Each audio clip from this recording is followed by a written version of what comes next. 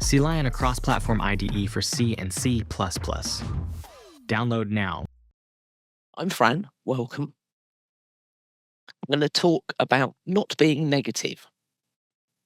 So, the basic idea is, how do you remove or ignore negative numbers in a container or a range or, well, some stuff like an initializer list and so on. Seems really simple. There's some obvious things to do. There's some silly things to do. But this is a really good way to practice C++. You can remind yourself of things you've forgotten. You might discover something new. Maybe you already know everything I'm going to say today, which is fine. In that case, try and think of something I've left out and get in touch and share on social media afterwards. So, if we've got some negative things, we don't want any negativity. So, let's not be negative. Tell you a little bit about me. I edit ACCU's Overload magazine, so there's a link here, and I've got a poster up in the poster rooms. So find the Relearn C++ by Example booth, and there's a link to that. I think it's on the left, and then I've got a poster on the right about my Learn C++ by Example book that I wrote. That came out just about a year ago now. I'll tell you all about that in the poster session tomorrow if you want to come along. The aim was to help people catch up with C++ if they've missed things as things have changed since C++ 11. And I'm currently writing a book for O'Reilly introducing C++, which is aimed at beginners in C++. And I wanted to remove negative numbers from a container, and hence this talk. It's not hard, but there are several things to be aware of and several things to think about. And my talk's going to go in much more depth than I did in the book. And years ago, I wrote a book about genetic algorithms and machine learning, showing you how some of the code actually works so you can code it up yourself. They're all available on the O'Reilly platform. You can probably find the code repos in GitHub if you search my name. So knock yourself out. Well, we're not here to talk about me today. We're here not to be negative. So get in touch if you want. I've shared the slides. Perfectly happy to hook up with anyone. If you want to chat to me somewhere, do that. Read my blog too. And maybe suggest other things I ought to be blogging about. Right. So we can start sensibly. Maybe just an initializer list of numbers. Maybe we can put them in a vector. We'll start with some ints. And then we'll start being more general than maybe a vector and ints. Hopefully we'll learn stuff. We'll try some silly things just to practice our chops. And hopefully we'll all learn something, or at least go away with something to think about. So if I've got the numbers -1, 4, -7, and 0, I can use a range-based for loop, and I can print out the ones that are greater than or equal to 0. Obviously, standard cout was the old way of streaming things out. If you know more modern C++, maybe you're using standard print line instead. That's a good thing. If you've not come across that, go away, play with it. It's better for various reasons. It's much easier to format things, but we're not talking about formatting today. So I've displayed the non-negative numbers, so I'll see 4 and 0. Done. That was a quick talk. We might not want to just put them on the screen, though. We might want to remove negative prices out of a vector in order to analyze the non-zero, the 0 and positive numbers. So you might want to keep the values. Well, if you want to keep the values rather than just stream them out to the screen, do you want to change them in place, make a new container, or just provide a view? I mean, there are lots of ways of doing this. We could do stuff with for loops, but let's use some algorithms instead. That's often a better approach. It means you're not digging around in the weeds and checking edge cases and potentially overstepping bounds. So, all right, C++ 20 introduced erase if, which you might have come across, might have even used. So there are various overloads for different standard containers, including a vector. So we send that as the first parameter. And the second parameter, you can send a lambda or any form of predicate, and it will erase things if that predicate is true. So we'll take an int and decide if it's less than 0. If it is, it's erased. So just a one-liner, really. It has to be 2 lines because erase if does this acts on the container, so it mutates it, and then we return the numbers afterwards. Notice that we've taken the vector by value, so we've copied the original numbers.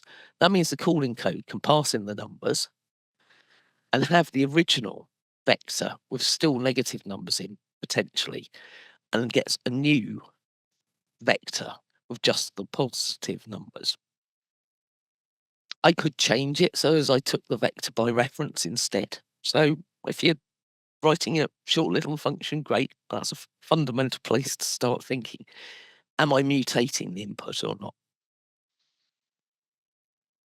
So before we had erase if, a common interview question would be, how do you remove things from a container? And there's an older function called remove if, which still works the way it always has done. Now this takes a pair of iterators, so it doesn't have overloads for each container. And that's the way the STL was designed originally, so the algorithms were orthogonal, separate to the things you were containing. And using that pair of iterators meant you could apply these to any container. Again, we've got the predicate. So if I do this and print what's left in numbers, what am I going to see? Some of you know this. Maybe you've forgotten. Maybe you do know it straight away. Remove if pulls the non-negative numbers to the front. So there's the 4 and 0 pulled forwards. But because it's operating on the pair of iterators, it's not going to change the container in terms of its size. So you might still end up with the 7 and 0 at the end, because it's concentrating on giving you what you want at the front. So we start -1, 4, -7, 0. That pair of iterators. Notice that remove if returns something. So I've assigned it to it for iterator. And that's that new end in the second picture. You'll probably end up seeing the -7 and 0 still. So to just be pointing one past the 2 elements as a not negative. People forget that sometimes. Which means that after you've done remove if, you can either take a view, for example, the range's subrange would let you just take that subrange from the original beginning up to this new end that's been returned, which means that you'll just see the 4 and 0, but then you need to concentrate on using that iterator instead of the numbers.end. Or you can actually change the numbers themselves and erase everything from that new iterator to the end. And at that point, the numbers have only got the 4 and 0 in. So remove if doesn't remove anything. You need to erase afterwards as well. But it's easier to use erase if, right? It's just one step instead of 2. We ignored the return values from erase. That tells you how many things have been erased, so that could be useful. And I've got questions at this point. I often like to talk about how you test things. Of course, you can do some kind of assert on some post conditions or get into contracts to check you've only got non-negative things afterwards. But that's a different tool. Let's keep it simple. So we've looked at ints and vectors. Let's think about some other containers. So Well, okay, let's start with the ints. We used a lambda, which took an int and compared it with 0. But maybe we're not going to do this with ints. Maybe we've got some floating point numbers, or, well, who knows what. It could be a vector of anything, I guess. Well, a simple thing to do at that point is write a template. So now I've got a vector of t, and that's great. I can change the int x in the lambda to a tx. Or maybe I want a constant reference if it's something larger. So maybe you can improve that. And of course, I can do t curly braces for the default t.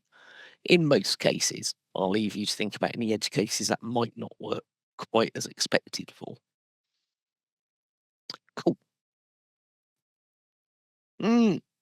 Well, now I can make a vector of strings, right? So if I say hello, everyone, and call my swanky new function compiles. Now, don't forget we're the lambdas taking one of these t's, which is now a string, and we'll compare it using less than to the default t, again a string. Well, the hello and everyone lexigraphically isn't less than an empty string, so we still got all the same words. Yeah, maybe we've gone too general at this point. Of course, with templates, you can constrain things slightly now with concepts. So if I just want numeric types, there's a concept for an integral, so any kind of whole number, like the ints, and also floating points, so floats, doubles, long doubles. So I can make a numeric concept, which is either its integral type or floating point type. And now I can have a numeric erase negatives. And if I try that with my strings, I get a compilation failure and a message telling me can't apply this function for numeric types to strings, which is good. That might be what you want. So use concepts where you can if you're doing templated code. So what have we seen so far? I started with just 4 ints. We used erase if, but after we'd streamed things out because we decided we wanted to keep them. And then we reminded ourselves of the old way of doing this with remove if, then erase afterwards. Then we just write a general function using a template. And then we constrained it with a concept. So hang on, we started with an initializer list. And we've ended up with really cool function using concepts and all kinds of swanky new things. Can I call that with my initializer list? That won't compile because it's trying to take a vector of t. The initializer list isn't a vector, so it needs a bit of help to work out what types are going on. Even though you'd think this has got ints in, it should know it's an int, but that's 2 hops at least going on. What you can do is give it a bit of a clue and say, look, this is on ints. That's one way of doing it. That's not the only way of doing it. You can play around with having a different version for the initializer lists. I'll leave that as an exercise to you to see how there are other ways of calling it than the initializer list, but the simplest one is you actually end up having to specify that int. All right, so we've tried to generalize a bit from the ints. Now let's not just have vectors. I mean, there's decks as well, and lists and all kinds of other containers. So let's just be generic for this as well and take a type name t, some numbers. Now I can change the int in the lambda to auto, but what am I going to do about that 0? Well, quite a cool blog that walks through all the details here, but all containers have got a value type. So I can have a second template parameter that I default to the value type of the container. And then I can pass it the vector as I did before, and it will work out this t that I'm using in the lambda is an int if I've got a vector of ints, or a double, or whatever, just by looking at that value type definition. Awesome. Are we good? Well, yeah, these work. That's okay. We can stop strings going wrong, and we know how to use the initializer list and that bottom line, rather than having to explicitly make the vector ourselves first. Not bad.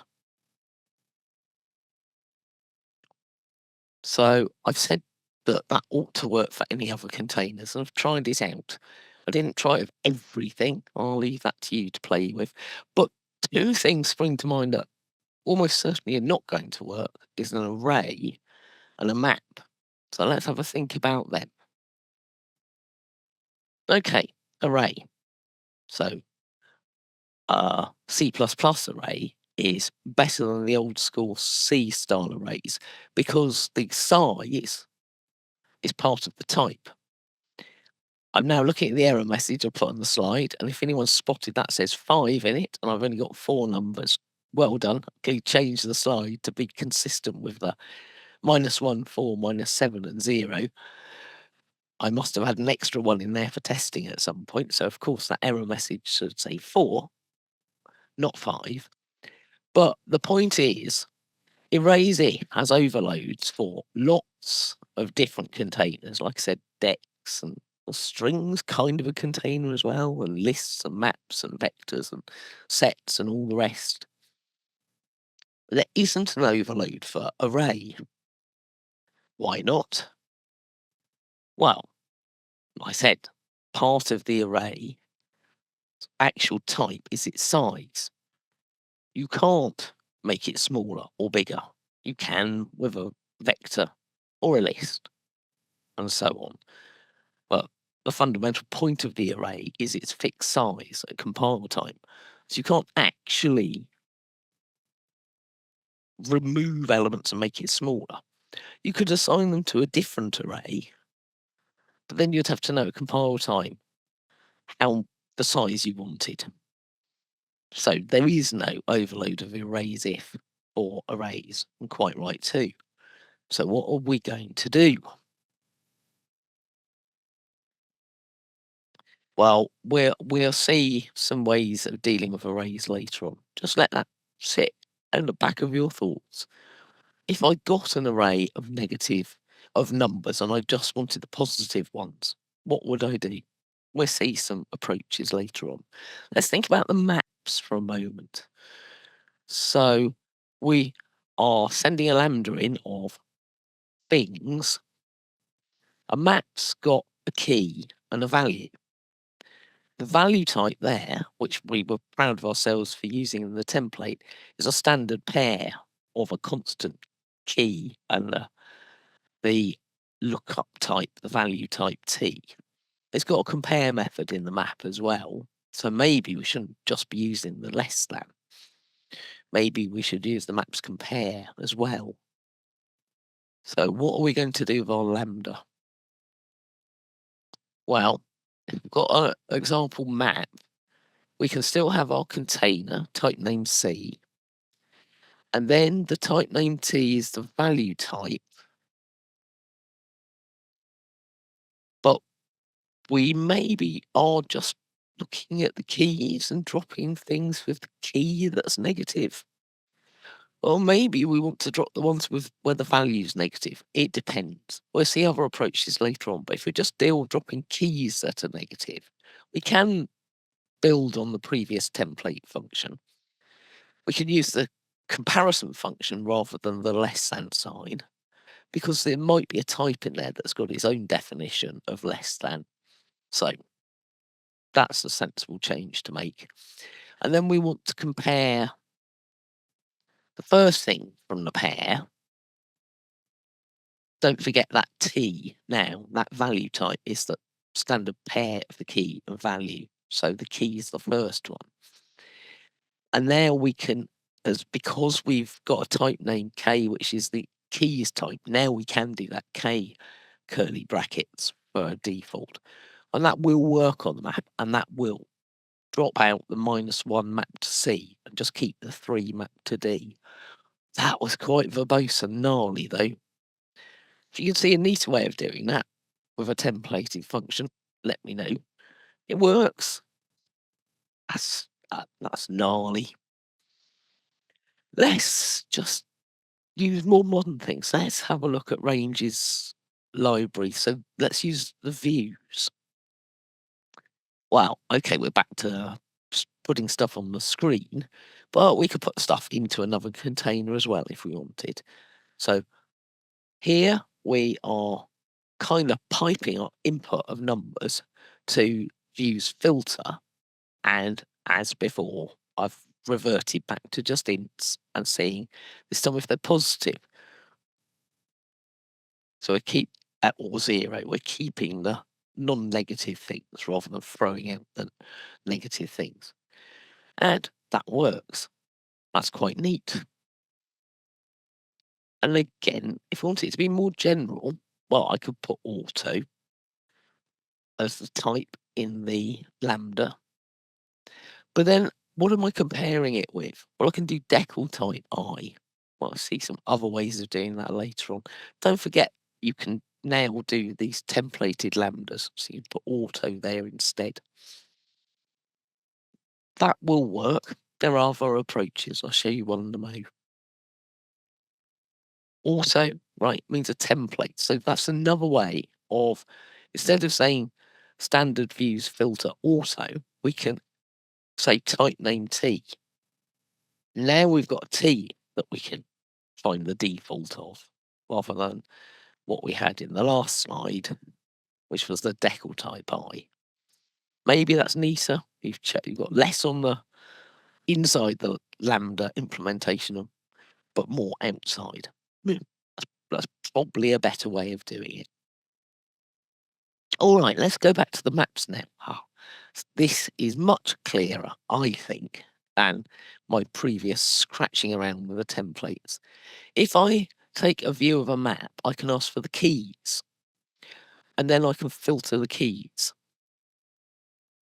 So, okay, I'm now using the greater than equals directly. But we saw earlier how to pull out the comparison function in the map. And I'll leave you to generalize these slightly. And again, there's the int there. But we've seen how to deal with that. We can use the template or the auto that we saw before. But maybe, like I said, maybe I want to filter on the values rather than the keys. And again, the views gives us a values view. So that will then just go through the values rather than the keys, which is great. So here I'm filtering out C, but I was meant to be talking about not being negative rather than characters. Go away and play with them. There's lots of useful things in the views. I think that's kind of neater. Like I said, there's some extension points I'll let you think about with dealing with the ints, these zeros. Let's start being silly instead. So it does some serious things. And yeah, just trying to generalize from a vector of ints to, well, can I write something more general for other containers is important. And don't forget the important starting point of, do I want to mutate what I started with or not? That's important too. So let's do some ridiculous things. Get your imaginations going here. How else can I remove negative things from stuff? Well, the simplest thing to do is remove everything. I think it should be quite clear that if I remove everything, what's left is nothing, and nothing isn't negative because it's not a thing. There's nothing there. I can write a template for this as well. This will work with any type. Bosh. Send in a vector, and all gone will give me a new vector with nothing whatsoever in it. Success. kinda. Yeah, maybe you didn't want to delete everything, but I didn't specify at the beginning that I wanted to keep anything. I just said, don't be negative. We get rid of the negatives. Talks about array earlier on. This compiles, right? You know what it gives you? You probably do. Here, we've got the 5 numbers this time.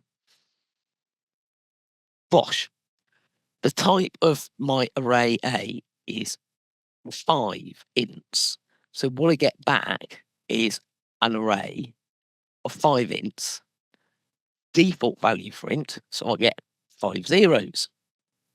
So now I can erase things from an array. Or maybe you could argue make a completely different array that totally ignores the original values and just gives you loads of zeros. Nothing negative there though, so success. Might not be particularly useful in production code for anything, but just we've learned something, I think. Okay, well, let's not just nuke all the values we started with. If you had some values including a -1 and a -2 in there, and a 3, say, what you could do is in effect shift your axes down so that the smallest number, -2, becomes 0. So in effect you take -2 from everything, and that has the effect of making it look as though that everything's got bigger.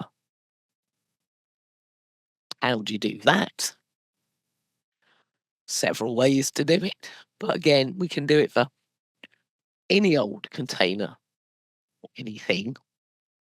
And again, it might be more sensible to have some concepts at this point, because if I'm calling min element, that requires some elements. If I just sent in an int work. So range's min element will find me the smallest value, or an iterator to the smallest value. So I need to dereference it. So now I know the smallest one. I'm going to make a new container. And again, that will work for an array. And now I'm going to transform things by, well, actually, now I've called back inserter, perhaps it wouldn't. Exercise to the listener. But now I can put numbers into my new container by taking that least from each of them. So -2 will move up to 0 and so on. And then that means the smallest number in there has got to be 0. Bosh. Of course, if the smallest number isn't 0, all the numbers are different. But actually, that is something you might need to do in some mathematical situations. You might need to make a transformation to keep everything positive, to then do some further analysis. Now, that's kind of quite neat. There's really just 2 lines there to get the smallest value and then transform everything. Let's be really silly now, though. So, if I've got 5 values this time, I can count how many are negative and then sort them, or vice versa. That shouldn't matter which order I do this in. Once I know how many negative values there are, once they're sorted, I can erase everything from the beginning. Of course, then I'm going to have sorted things, so I'm going to 0, 2, and 4 back out. So I haven't kept the initial order of things. It's very unstable, but we're being silly at the moment. And of course, we've counted, so we've walked over everything once, and then we've sorted. So this is far more higher complexity or number of operations than is actually required. But we've used 2 algorithms and vectors erase method, and we've done what we said we wanted to do. And in fact, it doesn't have to just be ints, it will work with all kinds of other things too, as long as we've got that operator less than defined. Not particularly sensible, but hey. As I said, we've now got the 0, 2, 4. Sorting the whole thing is clearly ridiculous. Agreed? So instead of sorting everything, we can be far cleverer. So some numbers again. Count how many negative ones. And this time, instead of sorting everything, there's an nth element algorithm. I assume some of you might have come across it. It's one of those that you tend to forget about. That just sorts the first n. So if you wanted the largest value of something, you could call it with a 1, and it would just a count of 1, and then it would just pull the largest one to the front. And sometimes that's useful. Sometimes you don't need to sort everything. I don't know if anyone listened to Andrew Drakeford's talk yesterday, and sometimes he pulled out the idea that sometimes if you think about things differently, you can find much more efficient ways of doing things. So listen to his talk. That was sensible. I'm being a bit silly today, but we're learning stuff together. And actually, that nth element might be better than sorting a whole collection of things in quite a few cases. So don't forget about that one. So what this has done is it's going to pull however many negative ones there are into sorted order at the beginning. And then we can erase those. This is not a particularly sensible way of getting negative things out of a container, but it's more sensible than sorting everything. And again, there's our 0, 2, 4.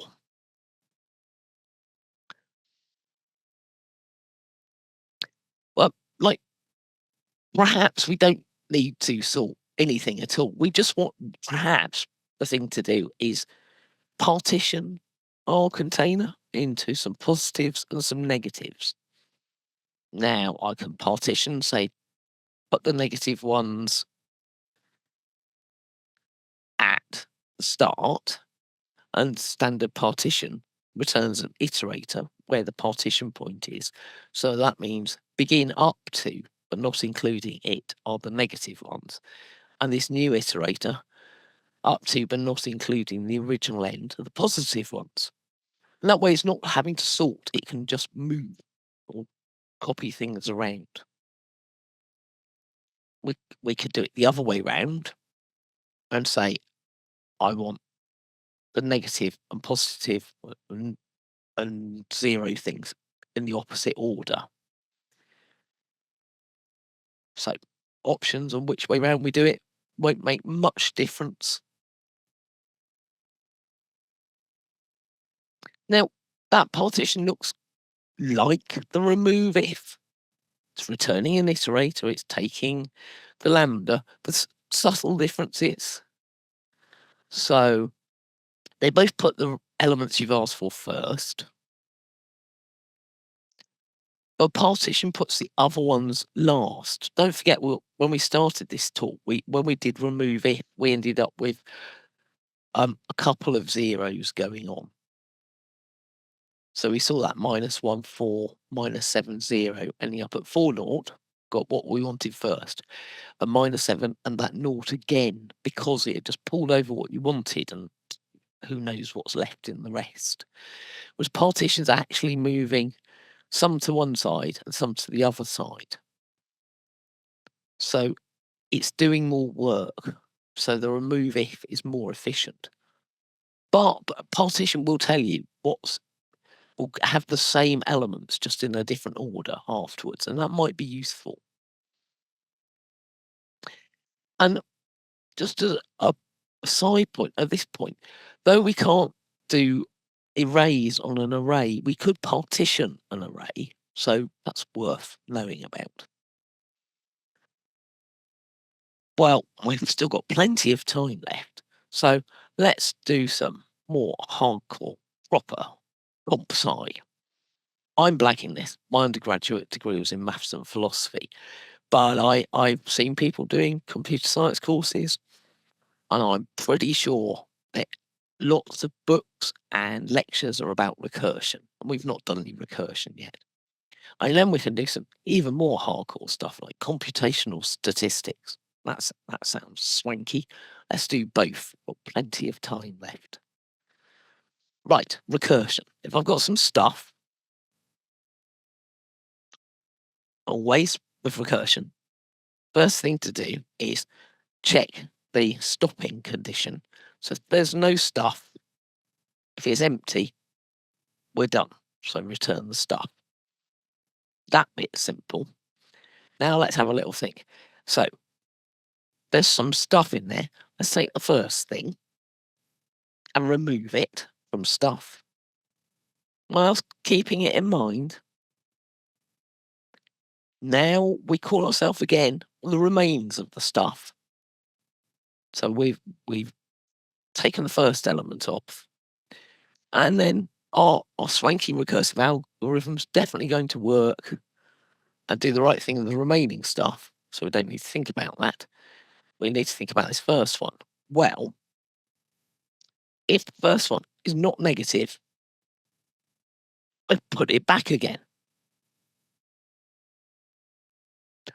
If it is negative, we don't put it back again, so it's gone. So the first one's all right. And by induction, of course, the second one will be first next time. So that will either be included or not, depending on whether it's negative or not. And we're done. Sensible way to remove negative things from a container?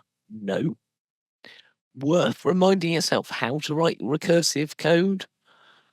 Yes, it's fun, isn't it? I mean, probably you wouldn't do this in C++. Well, some languages do rely heavily on recursion. If you have a play around with some functional languages, for example, I spent a little bit of time many years ago using Lisp. Being in a place where you can't write for loops anymore makes you think very differently about things. So practice some recursion. There are other recursive ways of doing this. I don't have to pull off the first one. I can start at the end. Maybe you think inserting things at the beginning is a bad idea. That's going to slow things down, isn't it? The vector's going to have to keep reallocating. Something to play with as a learning exercise. Don't do this in production. All right, computational statistics. Some of you might be familiar with the BOGO sort algorithm. There are those who claim it's not an algorithm because it might not stop, where you randomly shuffle things and see if it's sorted or not. Well, we can do something similar here for removing negative things. Right, bear with me.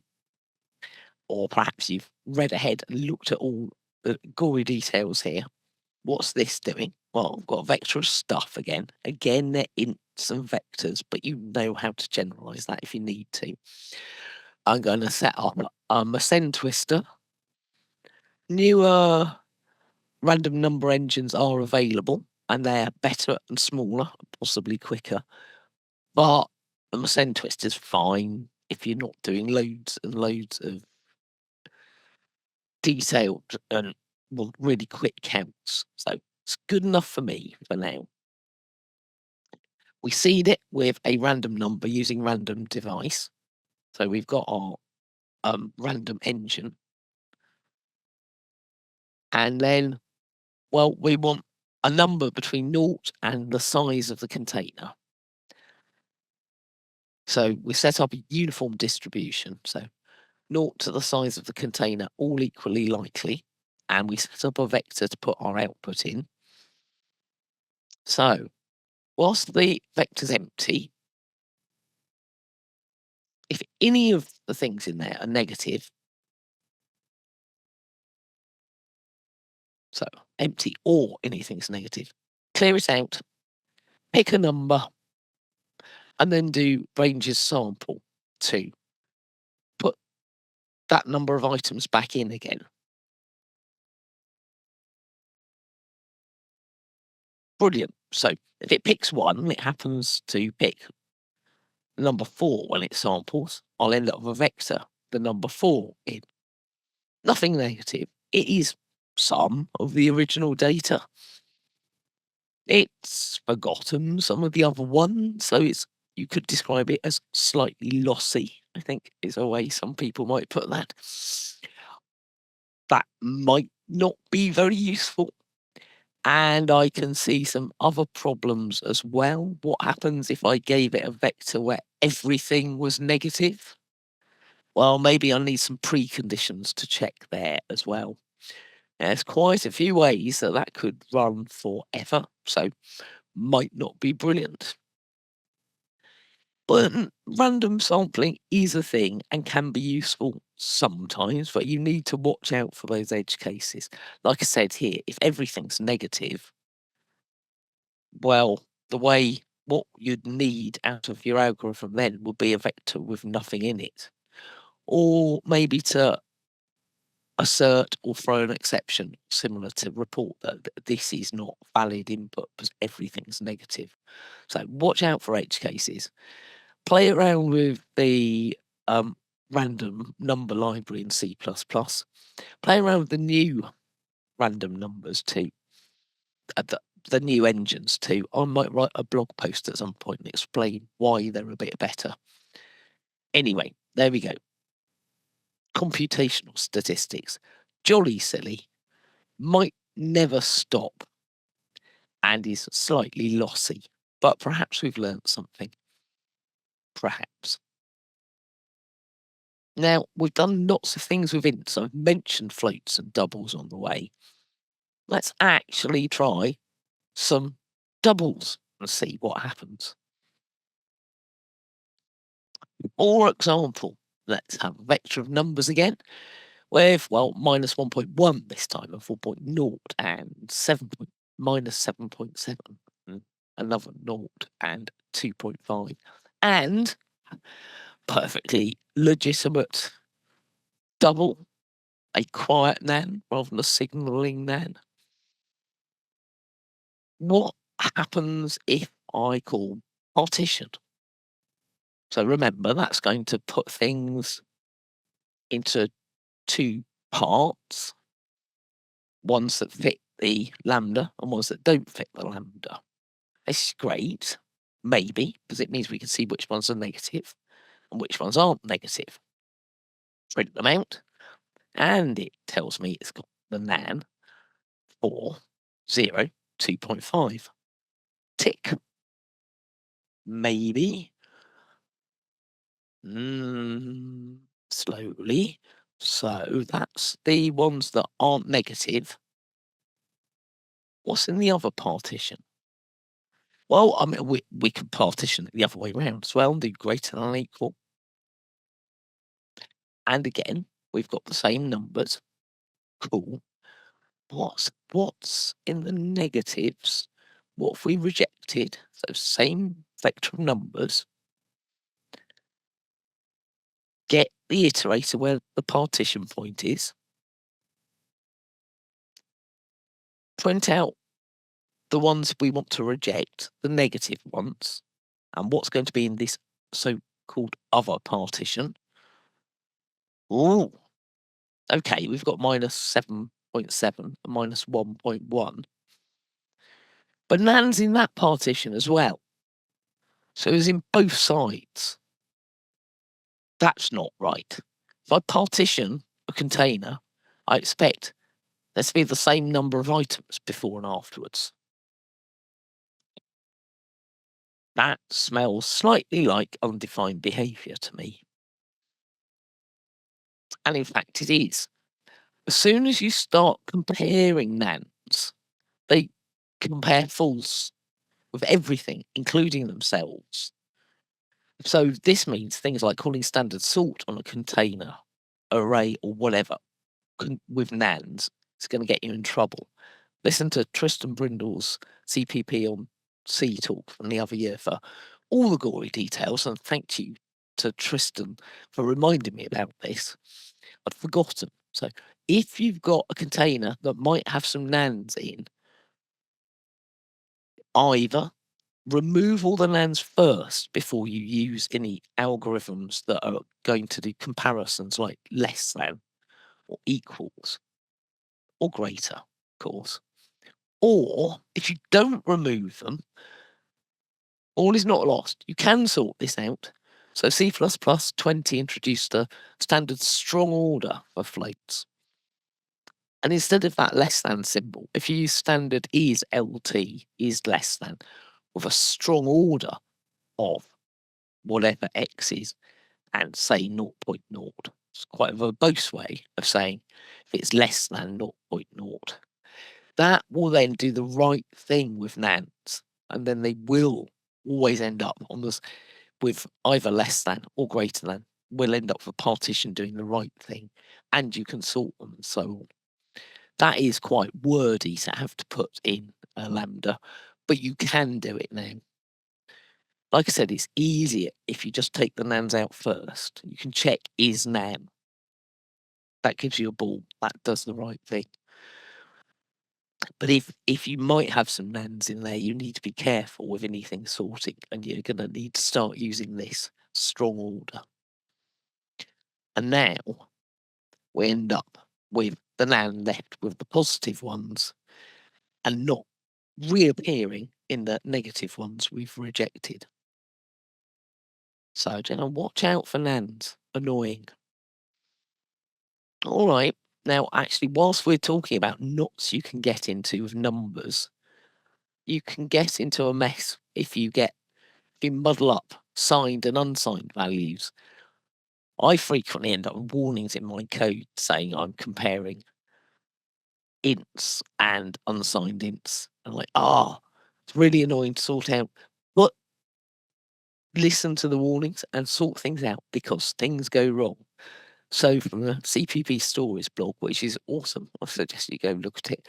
Quite an old thing, which some of you might be aware of, and I'd forgotten this. If I've got a long, so this can be positive or negative, for example, minus 100, and an unsigned short of 100, and I say, is this true or false? That A is less than B. That might turn out to be true. Now, if I try size T, that's unsigned as well, right? But it's much bigger than an unsigned short. That ends up being false.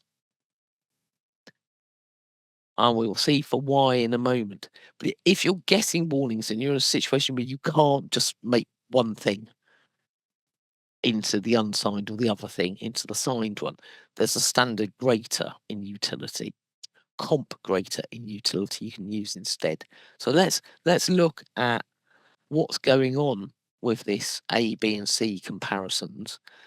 So via CPP Insights, and again the details are in the blog, and I've shared the slides. You started with a long. That's definitely a long. When you're comparing it with the unsigned short, that unsigned short's cast to a long. So that's okay. But once we do the size T, that minus 100 gets cast to an unsigned long because the size T is bigger. And at that point, that minus 100 ends up being a massively huge number, right? Just from the bit pattern and what's going on. So you end up with false. So watch out for comparisons between signs and unsigns. And all the places where I've compared things with 0 might have got us in trouble in some cases. But that's why I nudge you towards actually using the decal type or the type T that you used in the template to compare with the right thing. And watch out for warnings. Use comp greater if you need to. And yeah, just be careful. Doing computing with numeric stuff's really hard. It's not as hard as strings and things. They're far too difficult. So, I guess drawing to a close now. Get your thinking hats on. Start sharing some ideas on Discord if you want. I'll be in Gathertown shortly to take any questions if you've got any. So we looked at some sensible things to do. You can call erase if on a lot of different containers. Obviously not on an array because the size of the array is fixed. You can't erase things. But you can erase if on a vector. Watch out for that int and that 0. You might need to be more generic, depending on what code you've got. If you're doing this with doubles, again, that's got that less than comparison. So you probably want to remove any nans first, otherwise you're going to end up with undefined behavior. That's mutating the numbers. If you don't want to do that erase in place thing, don't want to change your original container, you could do copy if and just copy the ones you want. And again, erase is going to chuck things out. So I want to say if it's less than 0, whereas copy if is going to copy things when they're greater than or equal to 0. And again, warning on the int and the 0 in that hard coded, that's only suitable for ints. Of course, you can see that. But those are two sensible things to do. And do think about whether you want to mutate your data or you want another copy of it. Pros and cons, depends what you're doing. That's the fundamental starting place. Do you want to mutate this or not? Use the algorithms rather than mucking around with a for loop yourself. Much better. So, a little bit of homework for you. We saw some problems using initializer list at the beginning, and I had to say int in spiky angle brackets to make it work. And if I wrote a general thing that took an initializer list, what would it return? Maybe another initializer list. Crikey, what would the code for that look like? There's several other aspects of the standard library that I've not played around with. I mean, you could find the lower bound where 0 should go, and that'll give you a point to erase things to after you've sorted things. So you can play around with lower bound, and if you sort them the other way around, you can play around with upper bound. Again, you go do that. Stick your nose in the algorithm header. Remind yourself what's in there, and maybe there's one you've never used. Find a little example to play around with and use it and see what they do. Try this out for all the containers. We've looked at mostly vectors today and a little hint of maps and arrays. So remind yourself how decks work and stacks and queues. And that there's some other data structures that aren't in the standard library that might be worth playing around with as well. Practice stuff. For me, that's been a good little example of a real small problem. Remove negative things from a container and starting to think about all the different ways of doing. And yes, we did some silly things towards the end to have fun, but then we realised that nans get us in trouble.